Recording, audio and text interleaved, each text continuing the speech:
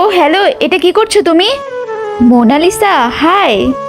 ঐশ্বরিয়া, তুমি তুমি এই গাড়ির হাওয়া বের করছো কেন? আরে দেখো না, এটা আমার পার্কিং এর জায়গা, আর কে জানি তার গাড়ি এখানে রেখে দিয়েছে। তুমি অন্য কোথাও গাড়ি পার্ক করে নাও না। নো ওয়ে, আমি এখানেই গাড়ি পার্কিং করি, আর আজকেও এখানেই করব। দেখো, এই গাড়ি আমার হবু বরের, সূর্যর। এইটা এঙ্গেজমেন্ট রিং, খুবই সস্তা মনে হচ্ছে। সস্তা নাকি দামি সেটা দিয়ে তুমি কি করবে? তার মানে তোমার হাজবেন্ড অনেক গরিব। এই ডায়মন্ডের রিংটা দেখছো, আর ওই যে দেখো এত বড় গাড়ি আমার হবু বরের।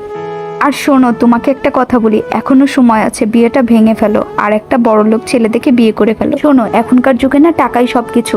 একটা বড়লোক ছেলে দেখে বিয়ে করো আর সারা জীবন শান্তিতে থাকো। কি হয়েছে, এত চিন্তিত লাগছে কেন তোমাকে? আসলে কি বলবো, আমার না জব চলে গেছে। তোমাকে আমি বলেছিলাম না আমি অনেক ভালো জব করতাম, কিন্তু আমি 2 নম্বরের পথে টাকা ইনকাম করতাম, আর ধরা পড়ে গেছি, তাই আমাকে জব থেকে বের করে দিয়েছে। চলে যাও আমার সামনে থেকে এক্ষুনি। এই ডায়মন্ডের রিং দিয়ে কি লাভ বলো? সুখ তো আর সারা জীবন থাকে না। তুমি না একটা কাজ করো, কম টাকার মধ্যে সুখ খুঁজে নিও, তাহলে অনেক ভালো থাকবে।